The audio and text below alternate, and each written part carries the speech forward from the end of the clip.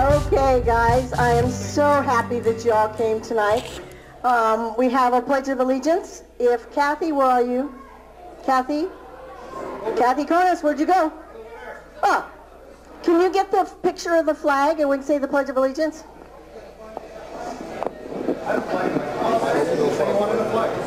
It's over there by Kathy. From my office.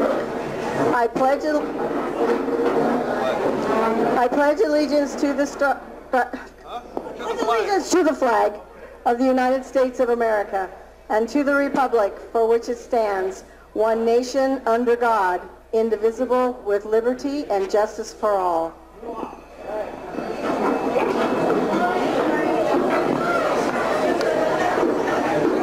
Okay, thank you all for coming tonight. I'm glad to see a good turnout.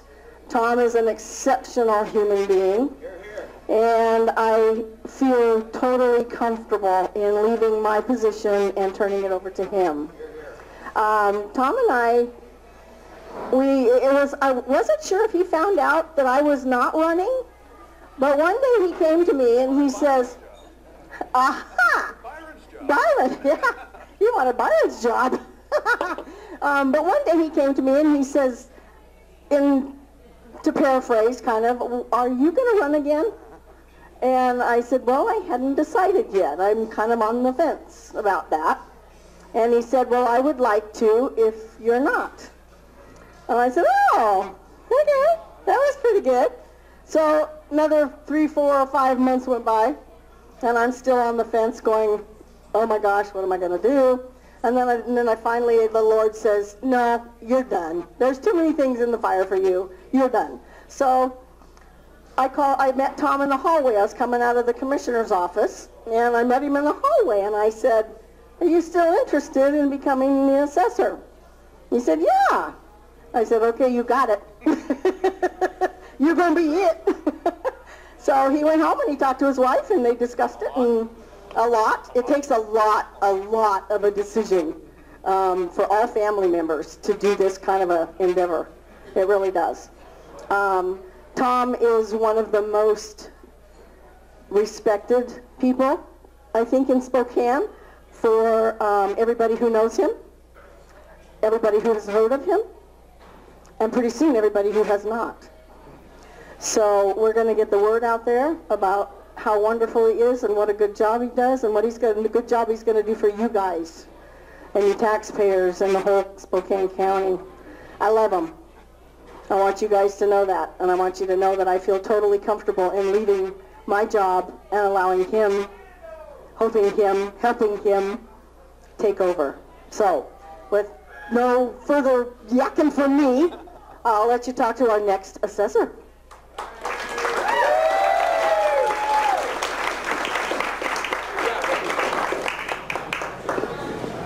Thank you, Vicki.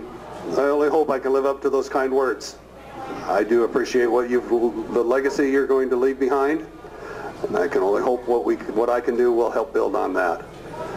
Thank you all for being here. My gosh, I told Kathy on the way down, well, I hope about 30 people show up. I didn't have any idea. My heart is just thumping out of my chest at how proud I am of all of you folks being here today. So thank you again, especially on a Wednesday night. At least I wasn't dumb enough to put it on a Thursday during the Gonzaga game. But other than that, as a politician, of course, now I have to have speeches. I haven't done speech since college, which was only a couple of years ago.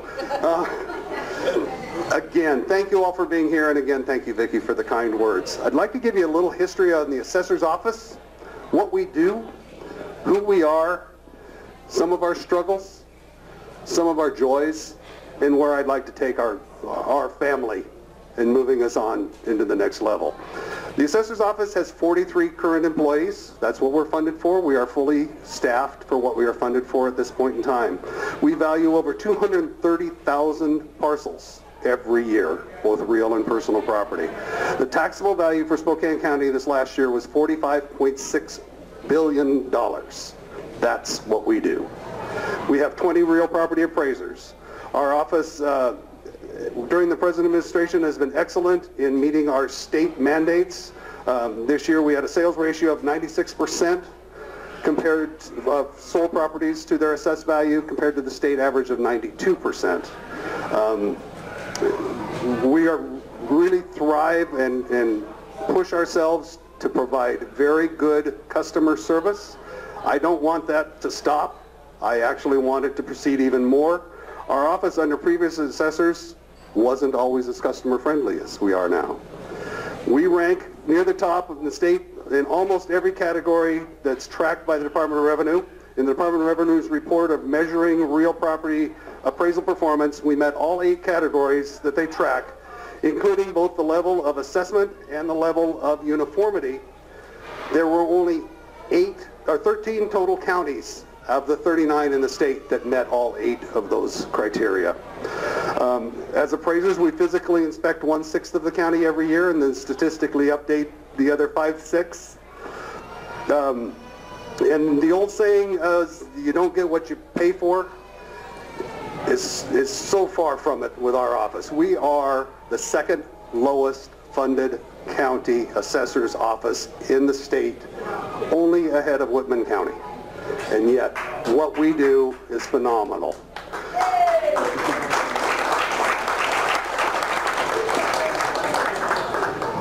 We had a really hard time 2016 and early 2017 when we had a rash of retirees. We couldn't get people to come work in Spokane County. When they can stay in Lincoln County or go to Kootenai County and make more as an appraiser to begin in an office than they can in Spokane County, I think it's very sad. Hopefully, with some communication, letting the Commissioner's office know what we need, when we need it, and how we actually will put that to use, we can do a better job. We need to keep that communication lines open. With the sudden influx of new employees, oh my gosh, we need to work on an employee training and retention program so we don't find ourselves in this problem again. Again, 7 retirees though in 1 year is pretty tough to get around. I plan on working hard with the commissioners again to let them know what we're doing and what we do on a daily basis and what we're going to do 6 months, 9 months, 12 months from now to make the county strong. Does it mean we're going to sit on our laurels? No, it doesn't. We have just created a income approach where we can value commercial property on an income basis. We're working hard to get that all implemented. We also, in my dream, we will have a market approach for commercial properties within the next couple of years. Right now we use a cost-less depreciation approach to value, which works really well on a brand new property. However, you try to do a cost-less depreciation on a 1910 building, it doesn't quite stand up as much. Other than that, we are striving to track properties better, both their sales and their uniformity. Uniformity is important because we all want to pay our fair share or are willing to pay our fair share, but we don't want to pay a penny more than that. It's only fair, and we want to be as fair as we can to the taxpayers of Spokane County. We need to develop tools that allow our appraisers to be out in the field more. If we can have them out and doing more work in the field, they're not sitting in the office in front of their computer. They can do a better job, spend more time on a specific property, and again, keep things fair for everybody. In addition to assessments, we do a few other things. We manage the senior and disabled exemptions, which is about 12,000 people. If they have a $40,000 household income or less, they qualify for one of our exemptions. We also run the current use program, which is a little over 11,000 parcels, and that includes the farm and ag, open space, timberland, and we have just, with some help from a couple of our great employees, have created a program that's going to help us track that. We have one employee in charge of all that, and hopefully with this program we can continue with only one employee having to do that. We just don't have enough enough people around to add extras to that. We also do segregation, all the segregations in mapping. If you've got a piece of property you want to chop up into 4 parcels to build houses on, you got to come see us. We've got a great staff at that. However, right now that staff is total of 4 people. We're a little bit behind. With this current market that we've got going right here right now, we need some more bodies, or we need some help from some other departments, and we've been doing some talking with some other departments to try to get us a little bit of help. Other than that, our office also calculates all the levy rates before they're sent off to the Treasurer's office for your tax bill. This is truly interesting to me. Sorry, I'm kind of a nerd. There are 55 taxing districts in the county, 13 cities, 11 fire districts, 6 cemeteries, 19 school districts, and assorted library and park districts. There are 125 different tax codes located in Spokane County. And 9 of those overlap with our neighboring counties. So we have to get information from them, give them our information. It's a big, big process. In addition to that, we also do on the parcel level all the Department of Revenue exemptions, historic exemption, low-income housing, tax increment financing, 10-year tax abatement through the city for multifamily, and any other property the Department of Revenue tells us is exempt for whatever, in whole or in part. I want to bring in some outside speakers for our staff. We've got a fantastic staff, but I'd like to help them to be not just better employees of the county, but also better, more well-rounded people. I think we can bring in CPR training, first aid training, tax advisors, maybe somebody to make cookies. Or better yet, maybe somebody to make beer, because you all know how much I like beer and cookies. So, I'm getting there. It's my speech. Okay, I'll do it now. I believe that knowledge and experience in this job is of the utmost importance. We have lived through prior assessors who had no idea what our office did when the first day they walked in the door. I have that knowledge and experience. I have been at the assessor's office for 24 and a half years.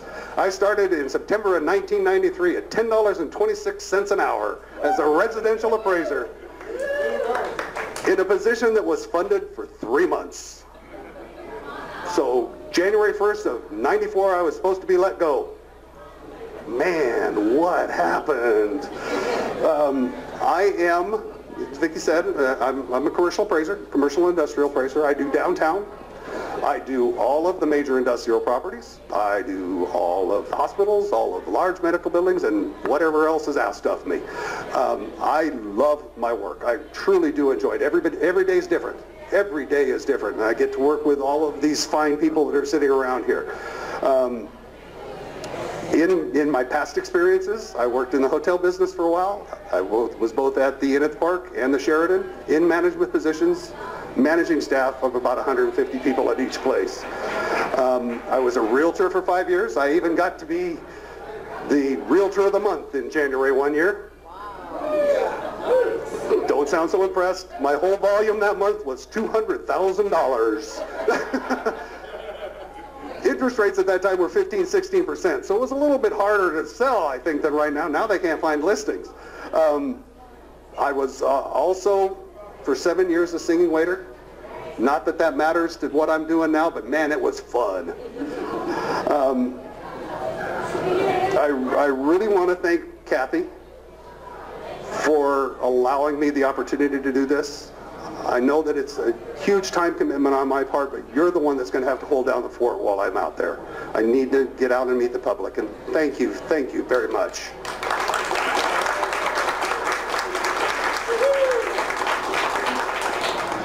Both Kathy and I graduated from Cheney High School. We have, about 20-some years ago, we bought what was a Grange Hall at the time. I think most of you know that, probably, if you know me, because I kind of always talk about it. We turned that into a really nice house. We raised 4 daughters there, and now we've been blessed with 9 grandchildren.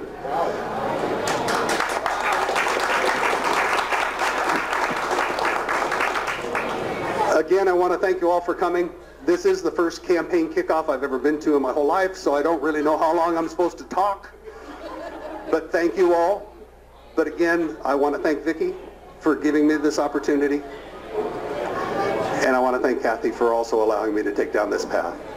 Thank you all again for coming. My heart is just busting open with pride. Thank you all for being here for me.